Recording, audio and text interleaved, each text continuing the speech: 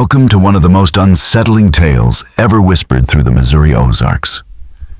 Before we start, drop a comment with where you're watching from and the exact time you're hearing this, because it's always eerie to see where and when these stories reach people.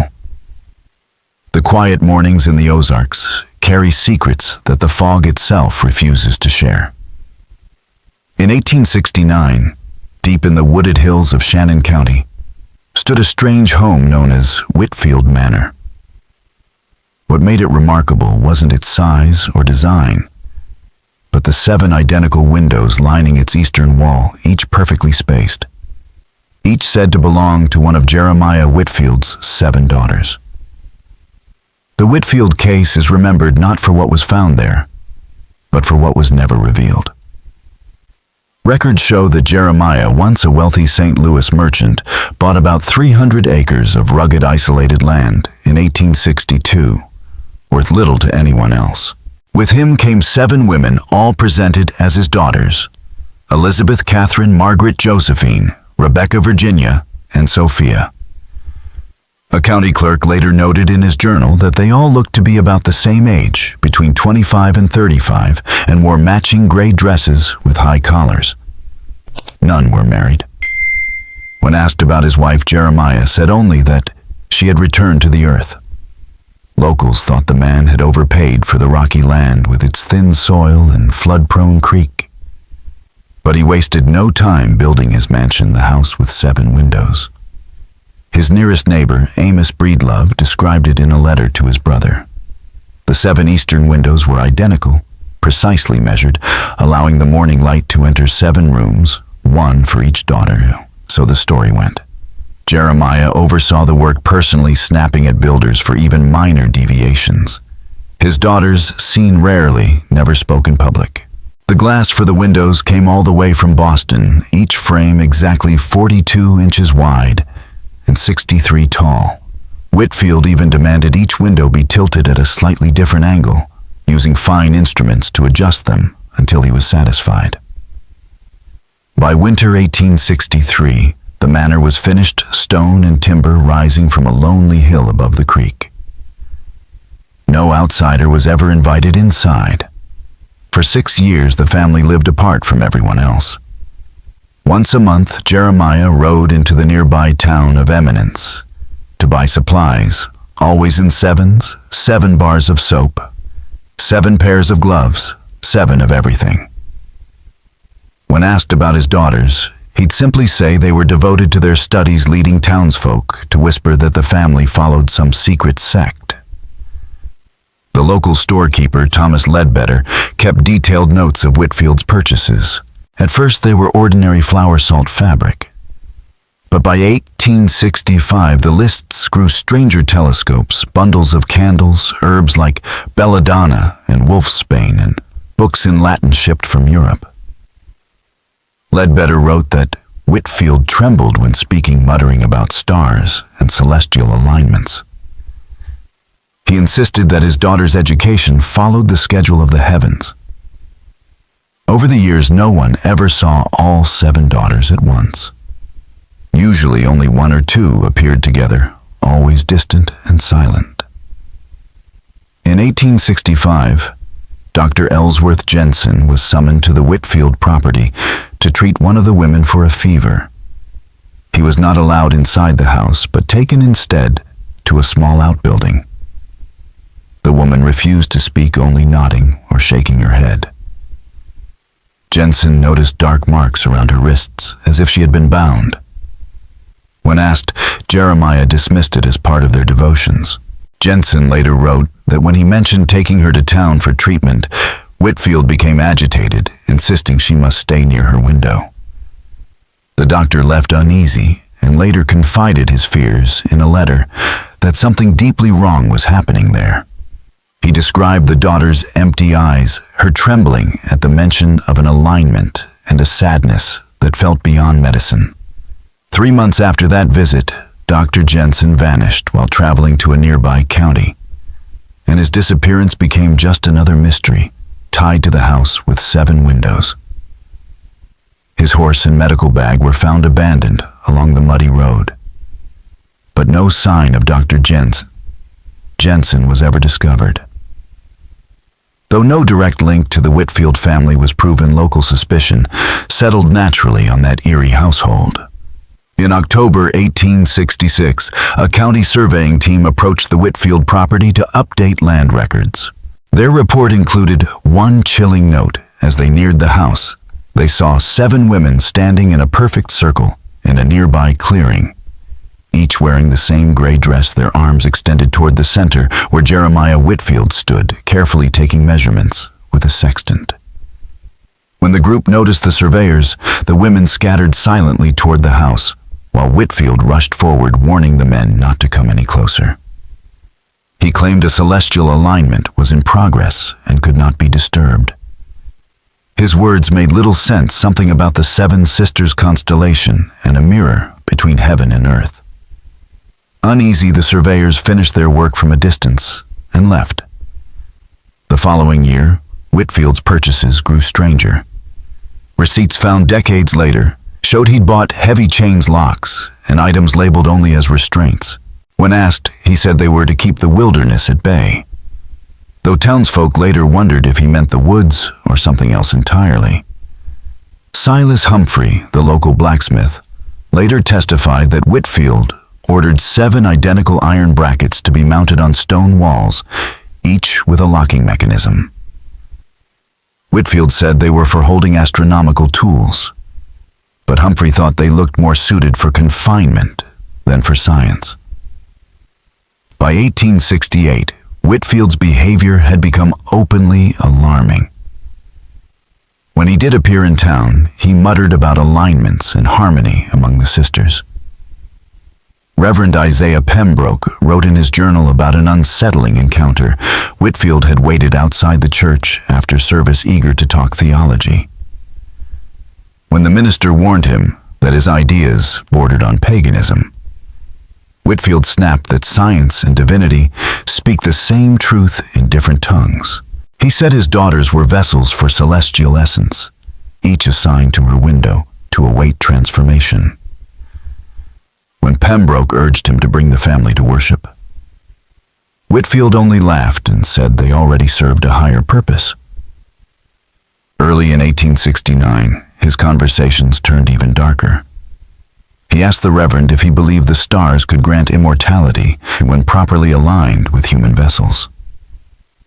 Townspeople began to notice that he no longer brought his daughters to town. Where once there had been 2, now he came alone. When the postmaster asked about them, Jeremiah replied simply, "My daughters remain where they belong. Each has her window, and each must stay true to her purpose." That spring and summer, his purchases hinted at preparation for something monumental. In May, he bought large quantities of candles, rare ceremonial herbs, and 7 identical white dresses, custom-made with precise measurements. In July, he ordered an expensive telescope from Chicago. And in August, he commissioned 7 silver medallions from a jeweler in Springfield, each engraved with an unfamiliar star chart centered on the Pleiades. Among his belongings after his death was an unsent letter to a colleague at Harvard, revealing his delusional obsession, the alignment approaches. On September 13th, the terrestrial 7 and the celestial 7 will unite at dawn. The vessels are ready, though some resisted more than others. The windows are positioned to refract the stellar energy required for transformation. I shall achieve what no astronomer has, immortality through the union of heaven and flesh. On the night of September 12, 1869, a violent storm swept through the Ozarks. Lightning struck several homesteads, including the Whitfield property. Seeing flames in the distance, neighbor Amos Breedlove rode through the rain to help. His sworn testimony remains one of the most haunting documents in Missouri's history. He described arriving to find the eastern side of the house engulfed in fire, the 7 windows glowing with flickering light. He called out, but heard no answer. Inside the house was nearly bare. No furniture, no personal belongings, as though no one had lived there for months. The eastern hall led to 7 heavy doors. 6 rooms were empty, except for a single wooden chair placed before each window. In the 7th, Jeremiah Whitfield sat facing the sunrise, his throat cut clean through blood soaking the floorboards. Breedlove's official statement ended there, but in his private journal he wrote of details too disturbing for the record. What he saw beyond that 7th window, he claimed was something no man could ever describe without losing sleep for the rest of his life. Whitfield's body told a story almost as unsettling as the house itself. Beyond the fatal wound across his throat, investigators noted, his eyes were wide open, frozen in an expression of awe rather than fear, as if he died expecting something divine. Carved into his forehead were 7 crude symbols representing stars arranged in the pattern of the Pleiades. Each cut was deliberate, uneven, and fresh. Stranger still, every door in the eastern wing could only be locked from the outside. Yet when rescuers entered, all 7 stood open, their locks untouched. But what haunted everyone most was what wasn't found. The 7 daughters, if they had ever been real, were gone. No bodies, no signs of escape, no tracks in the wet soil. It was as if they had simply ceased to exist, leaving behind nothing but their windows. When the county investigation began, the mystery only deepened. Records showed no trace of any Whitfield daughters, no birth certificates, no family registrations in St. Louis, where Jeremiah was said to have lived. Even the property deed listed the owner as the 7 Sisters Trust, an entity with no known origin or legal record. Investigators exploring what remained of the property uncovered a small outbuilding that had escaped the fire. Inside was an elaborate makeshift observatory, filled with telescopes, celestial charts, and 7 identical silver pendulums, each hanging above a circular stone, embedded with different minerals. On the work table sat a journal filled with thousands of astronomical calculations, obsessing over the Pleiades constellation. The final entry, dated September 12, 1869, read only, "Dawn brings transcendence." That wasn't the only discovery. A hidden cellar beneath the eastern wing revealed 7 narrow chambers, each directly below one of the upstairs windows. Inside each were signs of long-term confinement, a thin bed, a chamber pot, minimal belongings, and iron chains bolted into the stone walls. The evidence pointed to something far darker, that the daughters had been captives, not kin. But even that theory raised more questions than answers. There were no reports of 7 missing women anywhere in Missouri or surrounding states. Witnesses in town swore the women seemed free, walking beside Whitfield in silence, never restrained. And if they had been prisoners, how did they vanish before the fire without a trace? Sheriff James McCready's report mentioned one last disturbing detail. Each chamber contained a small journal. Most pages had been torn out, but what remained was chillingly inconsistent. Some entries described devotion to the great work and the coming alignment. Others begged for deliverance, written in shaky, desperate hands. The handwriting within each book shifted dramatically from polished script to uneven scrawl, as though the author's sanity deteriorated over time, or perhaps that different women wrote in the same books over the years. With no bodies and no clear cause beyond Whitfield's own death, believed by some to be suicide, the case was declared death by misadventure with suspicious circumstances. The house decayed for nearly a century, swallowed by the forest. Then, in 1957, workers building a forestry road unearthed a small metal box buried where the manor's eastern wall once stood. Inside lay a single weathered journal. The author was never identified, though handwriting analysis suggested it belonged to a woman educated in the mid-19th century. It contained 7 entries, one written every year on September 1st from 1863 through 1869. Each said nearly the same thing. "I sit at my window and watch for the dawn. He says the light will set us free. My sisters sleep below. It is my turn to watch. We wait for the day of perfect alignment. Over time, the handwriting grew unstable, more frantic. The final entry, dated September 1st, 1869, just 11 days before the fire, was the most chilling of all. The waiting ends with the harvest moon. 7 windows, 7 sisters, 7 sacrifices made, 7 sacrifices required in return. He believes he will transcend. We know better. The sunrise will bring a different transformation. The key has turned. We have learned patience in our windowless rooms. Now we will teach him darkness in return.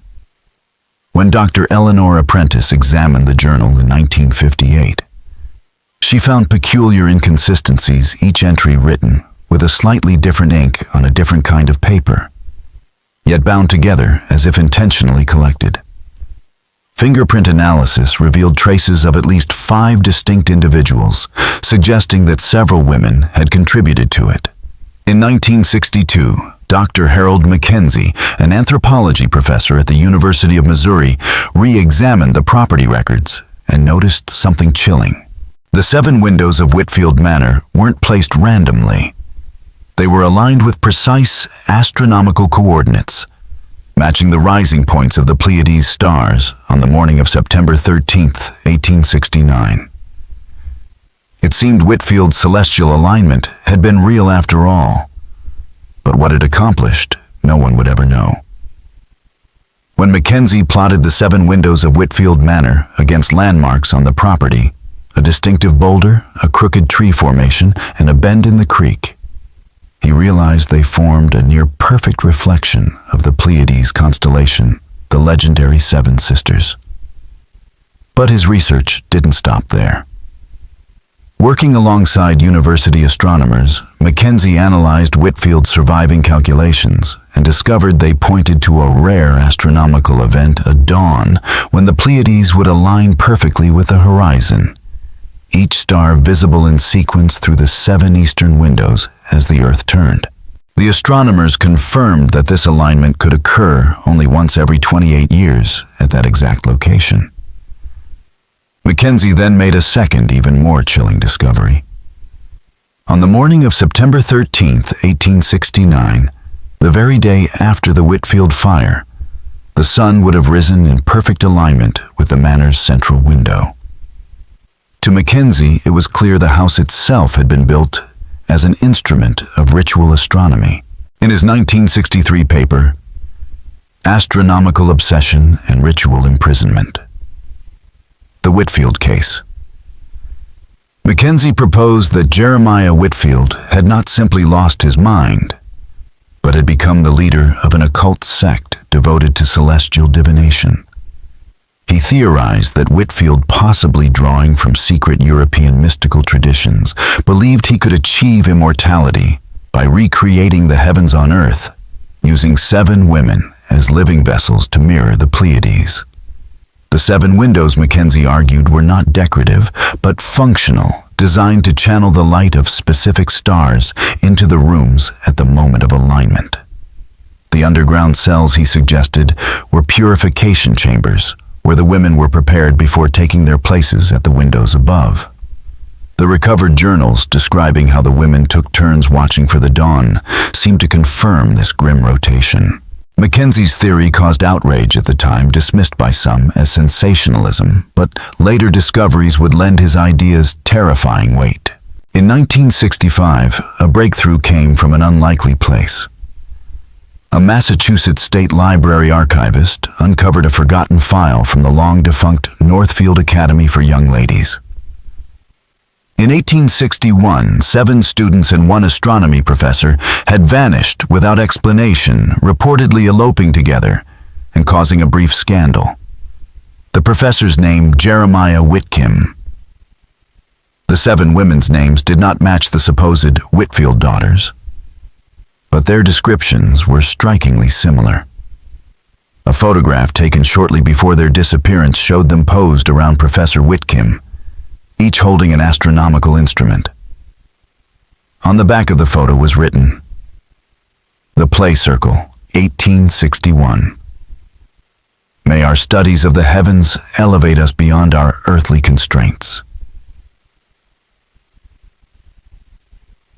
Academy records revealed that Whitcomb had been dismissed for unorthodox teachings and inappropriate relationships with students. Complaints from faculty described how his lectures had drifted from a science into mysticism, claims that the Pleiades held the key to transcending human limitation. Students fascinated by his charisma had formed what amounted to a small cult around him.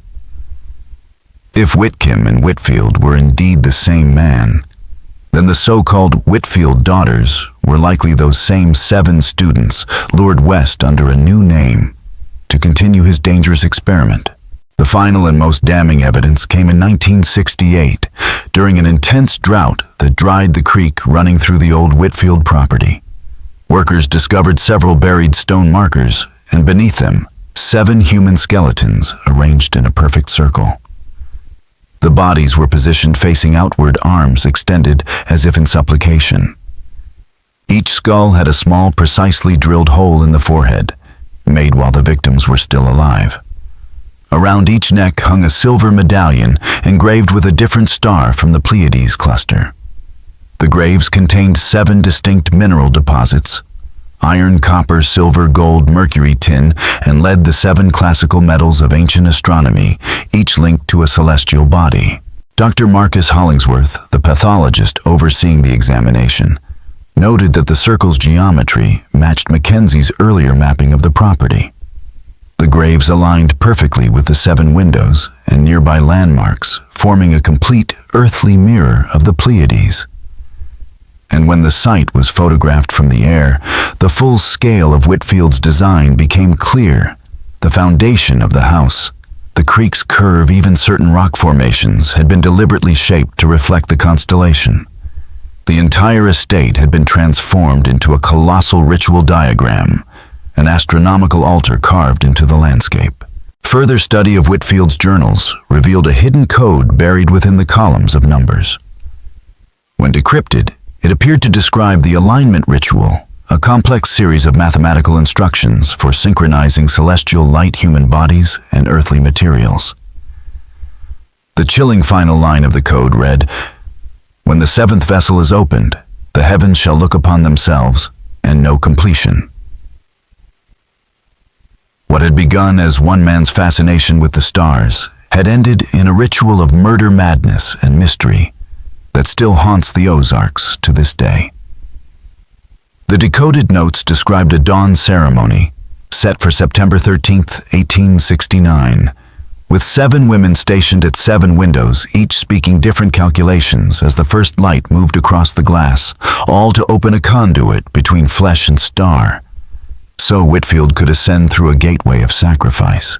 A century later, in 1969, the case was officially closed with the conclusion that Jeremiah Whitfield, or Whitcomb, abducted 7 women from the Massachusetts Academy, perhaps with initial consent, and built an isolated compound where scholarship curdled into ritual control. The women likely killed him, set the house ablaze, and either fled, or more plausibly died on the land with their bodies hidden. But the precise burials and grand alignments left maddening gaps. Historian Eliza Montgomery argued in 1972 that it began as charismatic teaching and escalated into classic cult dynamics. Isolation, daily control, and the normalization of extremes, with astronomy used both as theology and leash. Noting that his surprisingly accurate 28-year cycle showed real skill twisted to dark ends. The eeriest coda came from a faded note clipped to the sheriff file in 1969 by Deputy Thomas Breedlove, son of Amos, claiming he visited the ruins at dawn on September 13, 1897, and saw 7 women in a circle in the mist, a shaft of sunlight spearing the spot where the central window once stood. Then nothing. And his journal adds that they wore white and dissolved as he called out, leaving no footprints, only the exact beam of sunrise, and he later resigned in 1914 without explanation. Astronomical math marks later alignments in 1925, 1953, 1981, and 2009, with no verified apparitions, though hikers in the Mark Twain National Forest report the skin-crawling sense of being watched by windows that are gone. In 1953, graduate student Robert Kellerman camped at the site and logged that, at 6:17 a.m., the rising sun struck the remains of the central frame for roughly 42 seconds, forming a luminous path across the floor as the forest fell silent. Birds erupted into flight, and the air temperature dipped 7 degrees before snapping back. The foundation stones still lie a few hard miles off trail, and along the eastern run, you can count 7 even gaps where sunrise once poured in.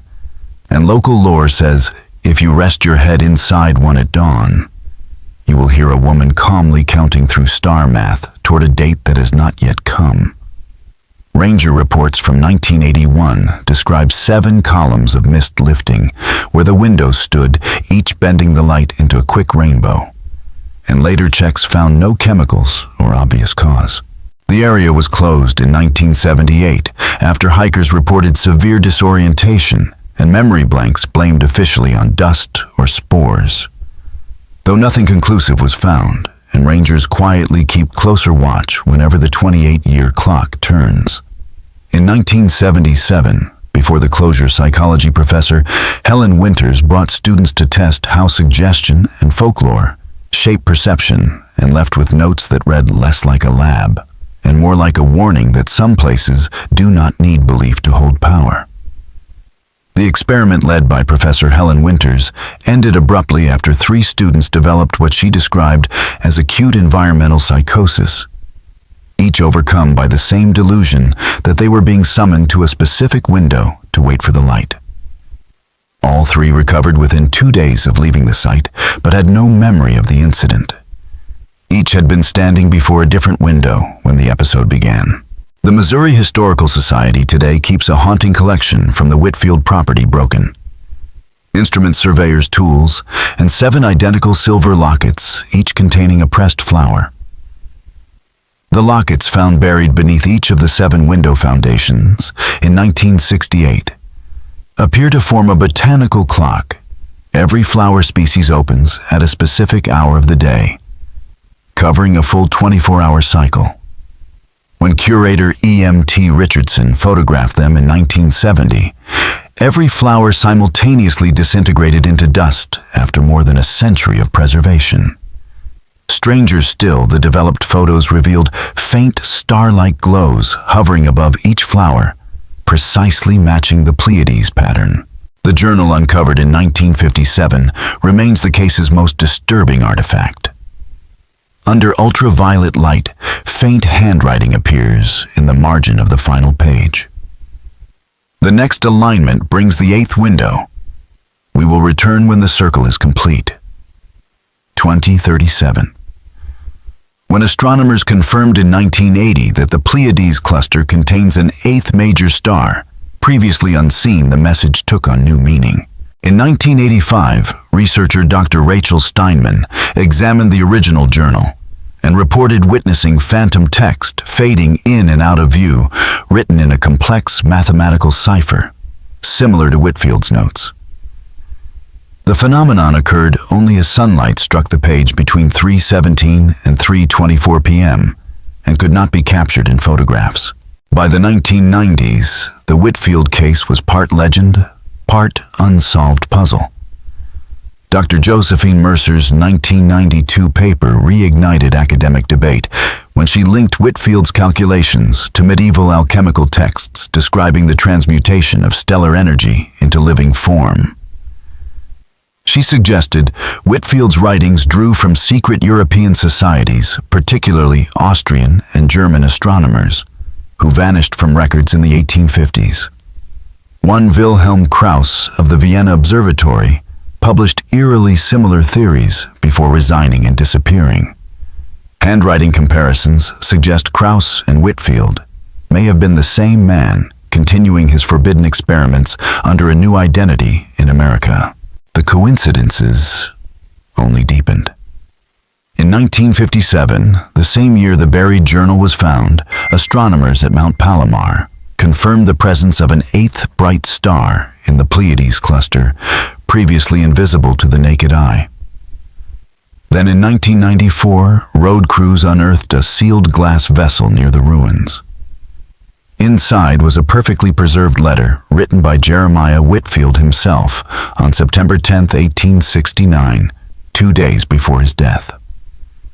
It outlined final preparations for the alignment ritual and included chilling contingency plans.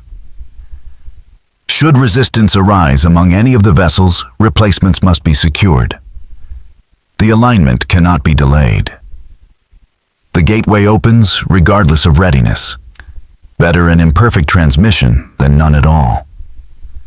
I have identified suitable alternatives in Eminence and West Plains.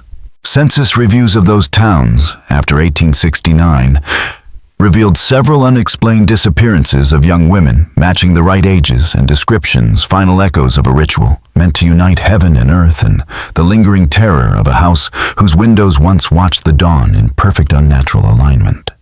No disappearances of women were ever reported in the Ozarks during that period, implying Whitfield's replacement vessels were never taken, or that whatever occurred on the night of September 12th ended the experiment before he could act. Today the forest has reclaimed the land where Whitfield Manor once stood. Trees grow through the stone foundation roots, twist through what was once the eastern wall, and the creek has shifted slightly with each flood, though the essential alignments remain. Certain landmarks, the boulder, the crooked trees, the bend in the creek, still form the same pattern Whitfield mapped more than a century ago, a reflection of the seven sisters above. Every 28 years, when the rising sun strikes that forgotten alignment, rangers report the same strange hush, the forest falling silent as if holding its breath, waiting for something unseen to return. In 2001, geologist Dr. Sarah Fleming conducted a soil survey for an environmental study and found anomalies that defied natural explanation. Samples taken from 7 precise points where the windows once stood showed distinct electromagnetic properties absent from the surrounding ground. Each had its own unique frequency, yet together they formed a harmonically related sequence, a kind of natural resonance that intensified at dawn on clear days. The readings suggested an interaction between solar radiation and the soil itself, something no ordinary geology could explain. Officially, the Whitfield affair remains classified as a 19th century murder, followed by the disappearance of 7 presumed victims. Unofficially, it has become Ozark folklore, a story of devotion turned madness of stars, and sacrifice whispered to remind locals that some patterns never fade. In 2005, filmmaker Martin Crayley attempted a documentary reconstruction. His crew's equipment failed repeatedly near the ruins. Cameras drained inexplicably, lights flickered, and footage captured through the empty window frames revealed spectral glows invisible to the human eye. 7 distinct light bands matching the spectral signatures of the Pleiades stars. After 3 weeks, Crayley abandoned the project, citing unsustainable working conditions and crew distress. Few locals visit the site now, especially near dawn. Audio recordists have captured faint whispers, female voices reciting what sound like numerical sequences or equations. As one elderly resident told a folklorist in 1972, "Some echoes ain't meant to be answered." A 2008 investigation by the Missouri Paranormal Research Society measured no overt supernatural activity, yet their instruments recorded rhythmic electromagnetic fluctuations and temperature shifts circling the site in 42-minute intervals, the exact duration the Pleiades remain above the horizon at that latitude. Though the 7 windows have long since crumbled, the spaces they once occupied remain as perfectly measured absences voids, framing the sunrise every 28 years, keeping time in silence. Whether they mark the death of Whitfield's vision or the pause before its renewal is unclear. The journal's hidden note still lingers. The next alignment brings the 8th window. In 2009, the latest alignment drew Professor Nicholas Chen and his team from the University of Missouri. Their instruments confirmed Whitfield's predictions with unsettling precision. At exactly 6:17 to 28 a.m., sunlight poured through the 7 openings in rapid succession, converging for 42 seconds at the foundation's center, the same window of time recorded in 1953 and 1981. During that interval, sensors detected 7 thermal zones across the foundation, each varying by exactly 1.8 degrees Celsius, mirroring the relative brightness ratios of the Pleiades' principal stars. Chen's team called it an extraordinary coincidence of astronomical accuracy for a 19th century calculation. Others called it something else entirely, a pattern too exact, too deliberate to be coincidence.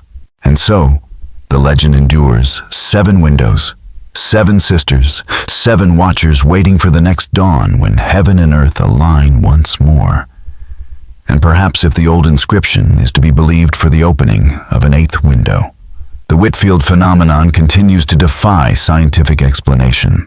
Local historian Margaret Holloway has spent decades compiling first-hand accounts from hikers, rangers, and residents who have visited the overgrown site.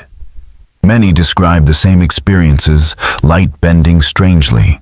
When viewed through the empty window frames, the faint sound of women's voices counting in perfect unison, and watches or phones freezing at exactly 6:17 a.m. The same time Whitfield's long-vanished calculations predicted the dawn alignment. None of these reports have ever been verified, but their consistency across generations suggests that something, whether physical, psychological, or atmospheric, persists at the site like an echo, refusing to fade. In 2015, a team of archaeologists led by Dr. Thomas Reynolds conducted a detailed ground-penetrating radar survey, revealing yet another layer to the mystery. Beneath the known cellar, they detected a deeper foundation about 8 feet below, predating the Whitfield house by several decades.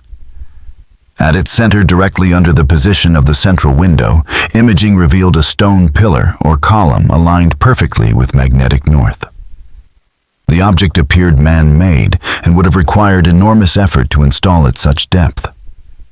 The implication was staggering.